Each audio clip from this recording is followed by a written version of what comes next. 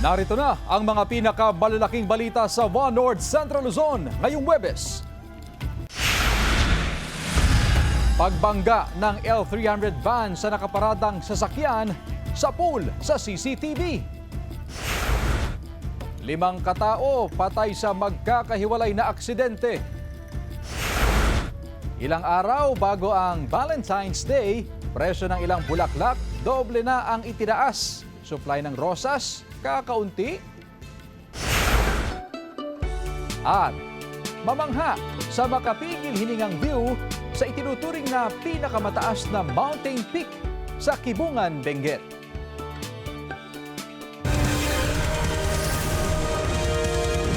Ito ang GMA Regional TV, One North Central Luzon.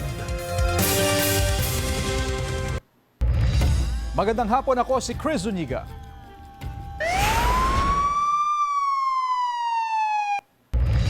Patay ang 5 katao sa magkakahiwalay na aksidente sa Isabela at Pangasinan. Nakaalerto CJ Turida. Patay ang isang batang lalaki matapos magulungan ng dump truck sa City of Ilagan sa Isabela. Batay sa investigasyon ng pulisya, sakay ng tricycle ang biktima bago mangyari ang insidente. 2 truck ang kasunod ng tricycle na nagminor para pumasok noon sa paaralan sa Barangay San Felipe. Biglang pumunta sa kanan ng isang truck habang nag-overtake naman sa kaliwa ang isa pa. Doon na nahagip ang tricycle. Tumilapon pa ang bata at nagulungan ng truck.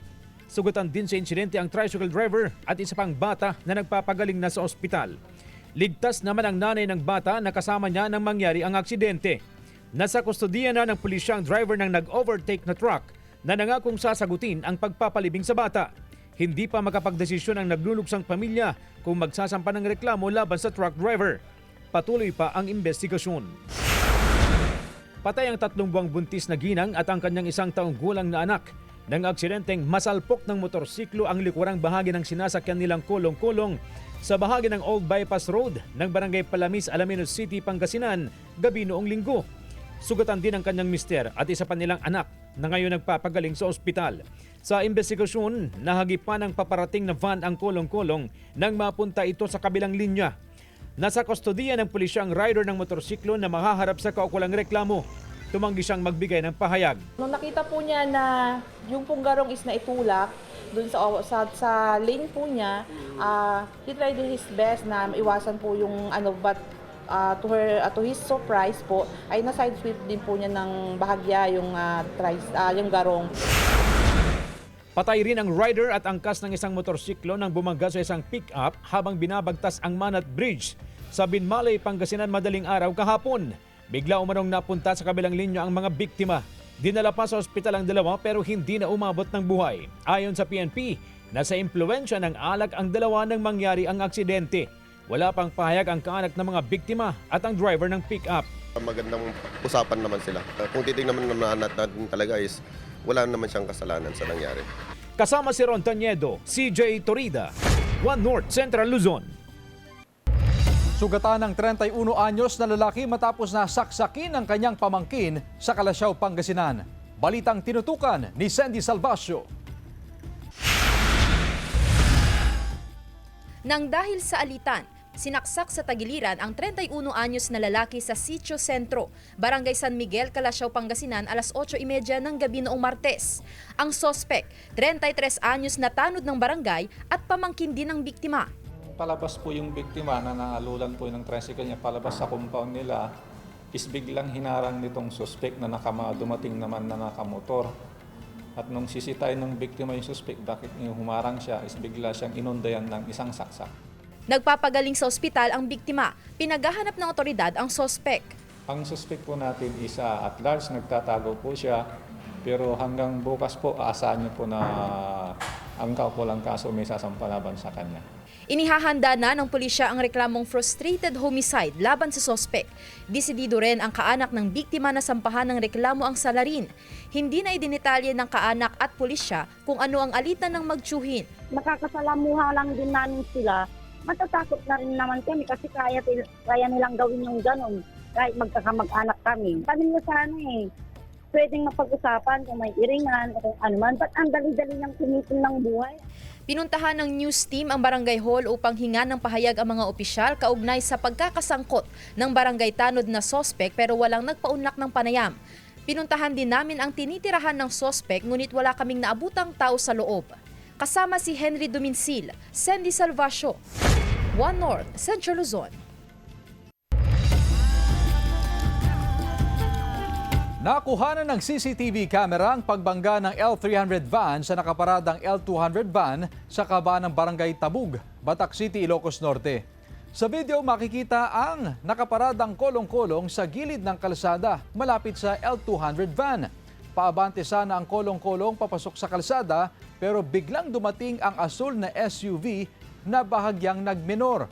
Nasa likod naman ang matulin na L300 van na nagminor din at umiwas pa kanan upang hindi mabangga ang sinusundang SUV. Umangat pa ang kanang bahagi ng L300 van bago bumangga sa nakaparadang L200 van. Maswerte hindi tinamaan ang kolong-kolong. Sa lakas ng impact, basag ang windshield ng L300 van. Maayos naman ang lagay ng driver nito. Samantala mahigit isang linggo bago ang Valentine's Day, presyo ng ilang bulaklak sa Baguio City, doble na ang itinaas. Sundan sa report ni Jasmine Gabriel Galban.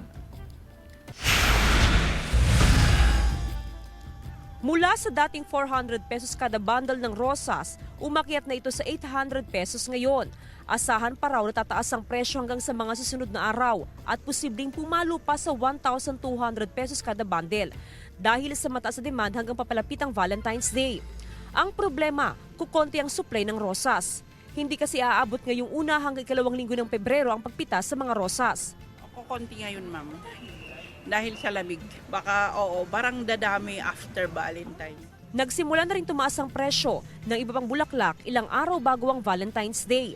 Nasa 200 pesos na ang per bundle ng Radus at Astromeria. 250 pesos naman ang kada bungkus ng Anthurium, Aster at Malaysian Mums.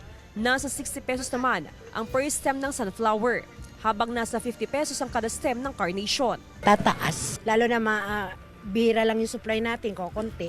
Tataas yan. Hindi muna tumatanggap ng pre-order sa bulaklak ang mga negosyante.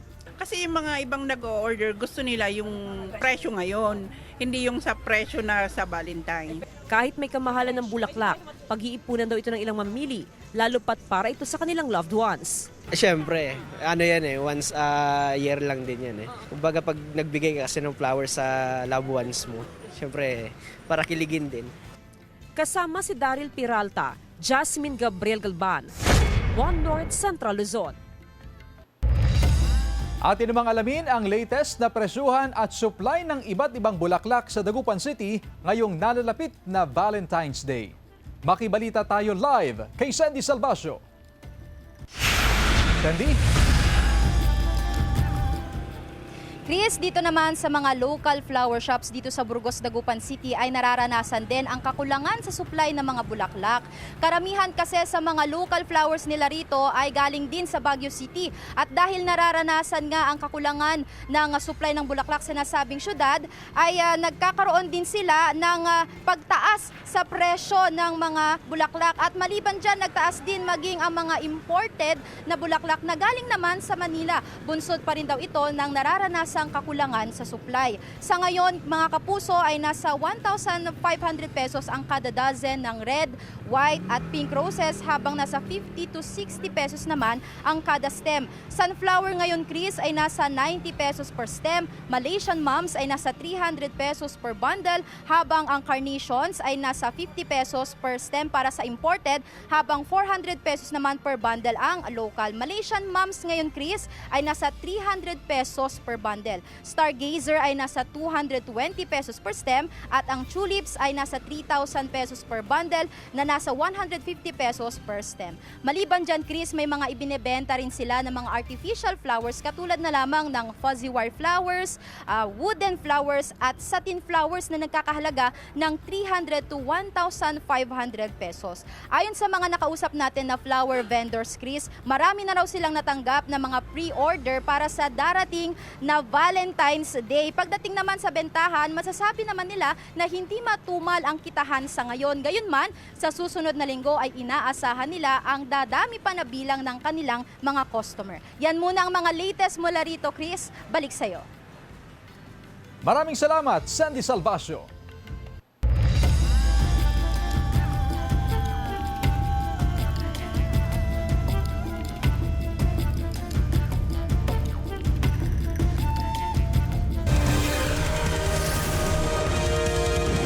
Ito ang GMA Regional TV, 1 North Central Luzon.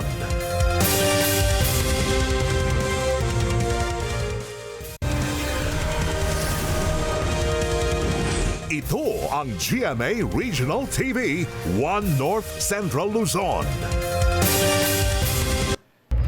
Sumiklab ang forest fire sa Mount Posdo, Mangkayan, Benguet. Unang sumiklab ang sunog malapit sa Kamantoco, Barangay Ginawang noong ika-3 ng Pebrero. Pero naapula agad ng mga volunteer. Pero bandang alas 11 ng umaga kahapon, muling sumiklab ang sunog sa Sitio Manpaeyas, Barangay Bulalakaw. Hanggang sa tumawid pa ito sa bahagi ng Barangay Ginawang bandang alas 3 ng hapon. Naideklara ang fire out alas 12:30 kaninang madaling araw. Wala namang nadamay na iba pang istruktura o residential area.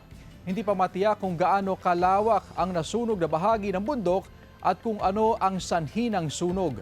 Patuloy ang investigasyon ng mga otoridad sa insidente. Mahigit 300,000 pisong halaga ng iligal na troso ang nasabat sa Barangay Sipa sa Santa Marcela, Apayao. Nakuha yan mula sa 9 na lalaking inaresto sa operasyon kontra illegal logging.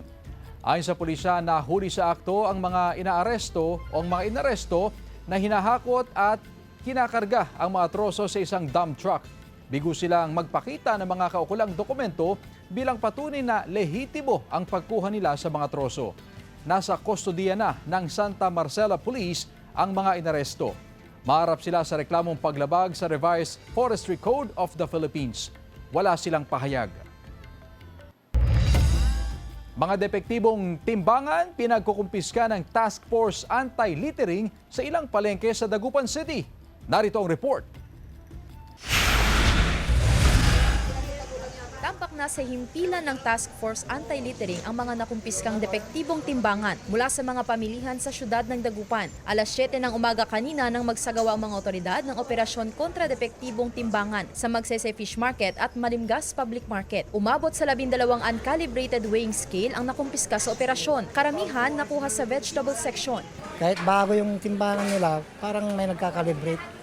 So baka may nagkakalibrate dito, kaya yun ang hahanapin natin kung sino. Kung alam naman nilang madaya yung timbangan nila, hindi sila nagrereklamo. May mga negosyante naman na hindi nanlalamang sa kanilang mga customer. Sang-ayon sila sa ginawang operasyon ng otoridad. Para hindi madaya yung mga customer. Importante po para yung mga binibili nila, yung para na lang ibinili nilang mga gulay, o wasta yung binayad nila. Yung budget ko, di kulang.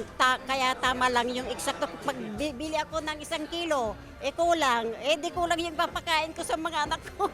Pinagsisira rin agad ang mga nakumpiskang depektibong timbangan. Payo ng otoridad sa mga mamimili. Kung duda sa timbang ng kanilang pinamili, gamitin nila ang timbangan ng bayan na nasa labas ng mga pamilihan. Dahil wala pa raw ordinansa na nagbibigay parusa sa mga negosyanteng gumagamit ng depektibong timbangan, binalaan lamang ang mga ito. Tiniyak ng otoridad na hindi sila titigil sa pagbabantay para sa proteksyon ng mga mamimili. Kasama si Henry Domincil, Sandy Salvacio, 1 North Central Luzon. Mga hotel sa Baguio City halos fully booked na ilang linggo bago ang highlights ng Panagbanga Festival 2026. Ang detalye sa report. Mula sa Cabalaon yun, maagang bumiyahe paakyat sa Baguio City ang pamilya Anyon para mamasyal. Bukod sa mga tourist attraction, gusto raw nilang ma-experience ang malamig na panahon. At hindi naman daw sila nabigo dahil cold weather ang sumalubong sa kanila sa City of Pines. Nasa 11.6 degrees Celsius ang naitala na minimum temperature ngayong araw sa Baguio City. Opo, sobrang lamig po ngayon. Kasi nung last po na pumupunta kami, hindi masyadong malamig. Ngayon mas lumamig po siya. Hanggang sa mga susunod na linggo, asahan pa raw ang pagdami ng mga turistang aakyat sa Baguio City, lalo pat marami ng nakalatag na aktibidad para sa month-long celebration ng Panagbanga Festival 2026. Sa monitoring ng BFFFI, ngayon pa lang ay nasa 80 hanggang 90% na ang booking o reservation sa mga hotel para sa Pebrero. Halos punuan na rin ng mga transient house. Mataas no yung ating occupancy. We can only speak for the hotels no. As far as the transients are concerned, I believe malakas din yung transient natin ngayon, lalo na doon sa mga naghahanap ng budget-friendly accommodation. Panawagan ng BFFFI sa mga turista na maaga ng planuhin ang pag-akyat sa Baguio City para hindi mamroblema sa matutuluyan. Is to plan their trip ahead. Wag lang yung on a whim, akit tayo ng Baguio, tulog tayo doon. May hirapan sila. They'll be spending so much time looking for a place to stay. Mauubos yung oras silang kahanap rather than enjoying yung pamamasyal. Nakaschedule sa February 28 ang Grand Street Dance Parade, habang nakatakda naman sa March 1 ang Grand Float Parade na dalawa sa pinaka-highlight ng Panagbanga Festival. Kasama si Daryl Peralta, Jasmine Gabriel Galban, One North Central Luzon. Early registration para sa kindergarten at grade 1 sa Mangaldan Central Elementary School nagsimula na. Narito ang report. Nagsimula na nitong Sabado ang early registration ng mga batang papasok sa kindergarten at grade 1. Dito sa Mangaldan Central Elementary School, may mga magulang na ring nagparehistro ng kanilang mga anak para sa darating na school year 2026-2027. May mga kwalifikasyon na mahigpit na sinusunod ukol sa early registration alinsunod sa utos ng Department of Education. Po para sa incoming kinder, dapat po sila ay must be 5 years old on or before October 31, 2026. For grade 1, must be a kinder completer. Yung age po nila must be 6 years old. Si Nanay Marilu, sa Central School din balak na ipa-enroll ang mag-grade 1 nitong anak. Bagamat hindi pa raw ito nakapagparehistro, kumuha na raw siya ng application form para isumite sa Sabado. Iwas hassle na rin po, lalo na pag dumating na talaga yung final na magpapa-enroll yung mga bata. Para iwas na rin sa yung makikipagsiksikan ka pa.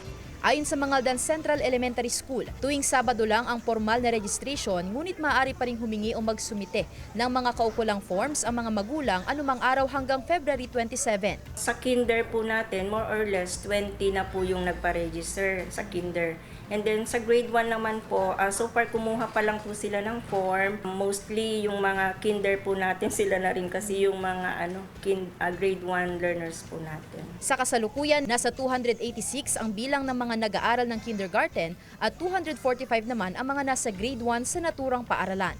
Kasama si Daryl Peralta, Sandy Salvacio, One North Central Luzon. Mga benepisyo maaaring makuha mula sa pagdodonate ng dugo, ating alamin sa report. Bukod sa buwan ng mga puso, naging buwan na rin ng pag-aali ng dugo ang Pebrero. Marami kasi ang blood donation drive tuwing Pebrero. Bagamat all year round naman ang aktibidad dahil sa taas ng demand sa dugo. Pero ano nga ba ang mga benepisyo ng pagdodonate ng dugo? Ayon sa Philippine Red Cross, maraming benepisyong medikal ang sinumang individual na nagdodonate ng dugo. Unang-una, pinagaganda nito ang kalusugan ng puso dahil pinabababa nito ang panganib sa sakit sa puso at posibleng atake sa puso. Pinabubuti nito ang pangkalahatan na kalusugan ng puso dahil hinahatak nito pababa ang mga kolesterol. Ayon pa sa Philippine Red Cross, bababa rin ang posibilidad na magkaroon ng cancer ang isang donor dahil magkakaroon siya ng bagong blood cells. Sa pagdodonate ng dugo, napapanatili rin nitong malusog ang atay at nasusunog ang calories ng katawan. Bababa rin ang oxidative stress sa blood vessels kung nagdonate ng dugo. So mga kapuso, ano pa ang hinihintay nyo? Magkaisa tayo at magbayanihan sa pagdodonate ng dugo sa GMA Regional TV Bloodletting Day na gaganapin sa activity area ng San Carlos Town Center sa San Carlos City, Pangasinan. Bukas na po yan, Pebrero 6, araw ng Biyernes. Sama-sama po tayong tutulong upang madugtungan ang buhay ng mga pasyenteng nangangailangan. Bukod dyan, nakatutulong din tayo sa ating kalusugan at napapahaba ang sariling buhay. CJ Torida, One North Central Luzon.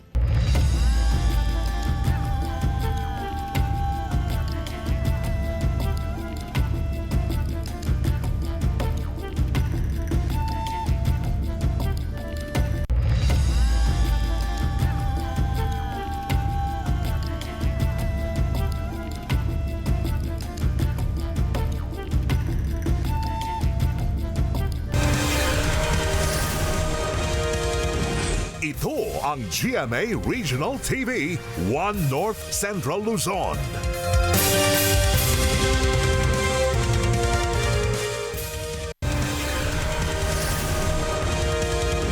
Ito ang GMA Regional TV 1 North Central Luzon.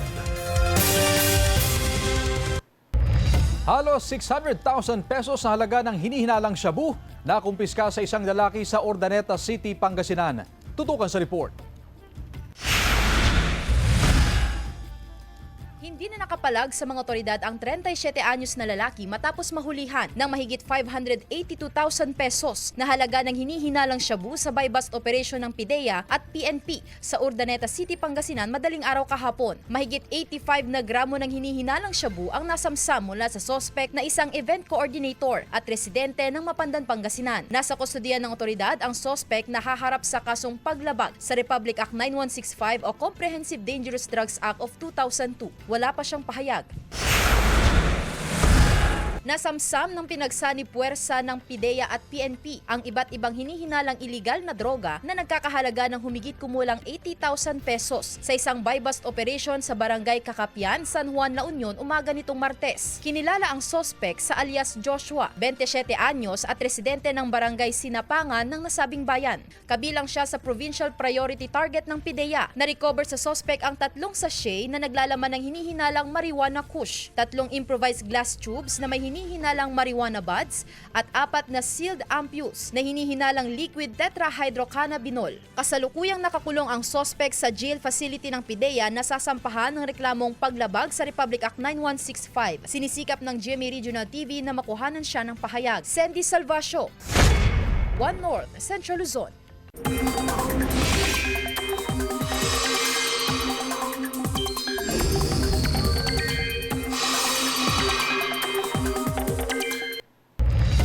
Bagyong Basyang mas lumakas pa at isa ng tropical storm. Narito ang report. Kumpara kahapon, mas lumakas na ang Bagyong Basyang na isa ng tropical storm. Sa latest bulletin ng Pag-asa, huling namataan ang sentro ng Bagyong Basyang sa layong 295 kilometers silangan ng Hinatsuan, Surigao del Sur. Nakataas ang signal number 2 sa Siquijor, southern portion ng Negros Oriental, southern portion ng Cebu at southern portion ng Bohol. Kasama rin ang Surigao del Norte, Siargao, Bucas Grande Islands, Surigao del Sur, the extreme northern portion ng Davao Oriental, Agusan del Norte, Agusan del Sur, Misamis Oriental, northern portion ng Bukidnon, northeastern portion ng Lanao del Norte, northeastern portion ng Misamis Occidental at Camiguin, northern portion ng Palawan kasama ang Calamian, Cuyo at Cagayancillo Island. May ilang lugar din sa Visayas at Mindanao na nasa ilalim ng wind signal number 1. Ayon sa Pag-asa, posibleng maglandfall ang Bagyong Basyang sa Surigao del Sur ngayong gabi o bukas ng madaling araw. Sunod itong tatama sa Siquijor at southern portion ng Negros Oriental bukas ng hapon o gabi. Posible rin itong dumaan sa northern portion ng Palawan sa Sabado. Pwede pang magkaroon ng pagbabago sa pagkilos ng bagyo, kaya tutok lang sa updates. Bukod sa Bagyong Basyang, maka-aapekto rin sa bansa ang amihan. Sa datos ng Metro Weather, mababa ang tsansa ng ulan sa northern at central Luzon pero maging handa pa rin sakaling may bigla ang pag-ulan. Posible rin ang ulan sa iba pang bahagi ng bansa. CJ Torida, 1 North Central Luzon. Mga botanteng 2 beses na hindi nakaboto sa Bangaldan, Pangasinan, umabot na sa halos 3,000 ayon sa Comelec Bangaldan. Ang detalye sa report.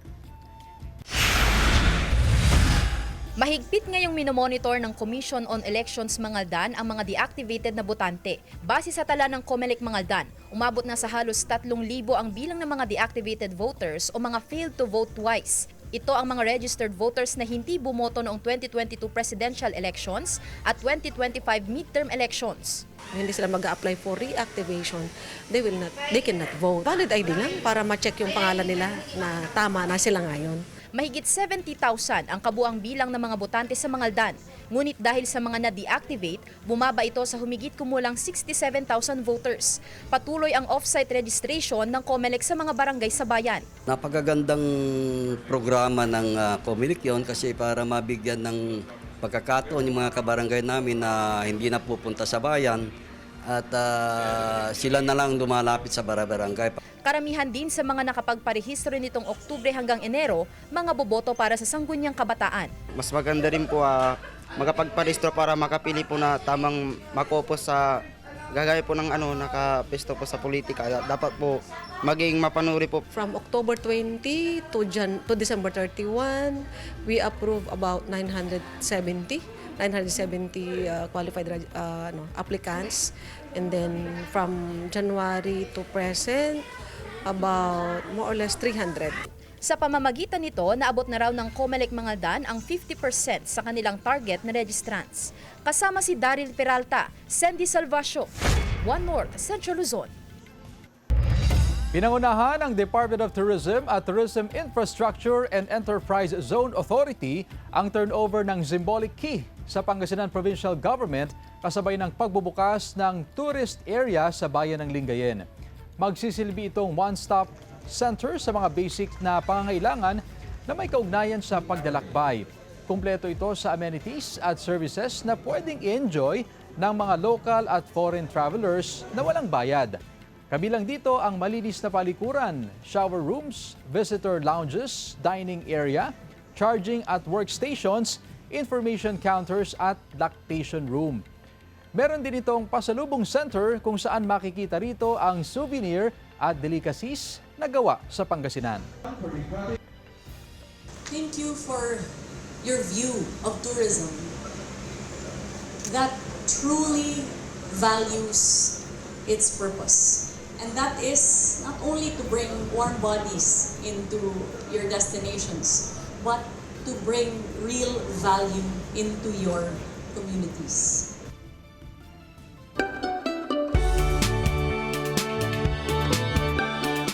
Pinakamataas na mountain peak sa Kibungan, Benguet, swak na pasyalan ng mga adventure seeker. Ating pasyalan sa report. Sa mga adventure seeker nating mga kapuso, single man o with special someone, abay perfect pasyalan this coming Valentine's Day ang Mount Oten.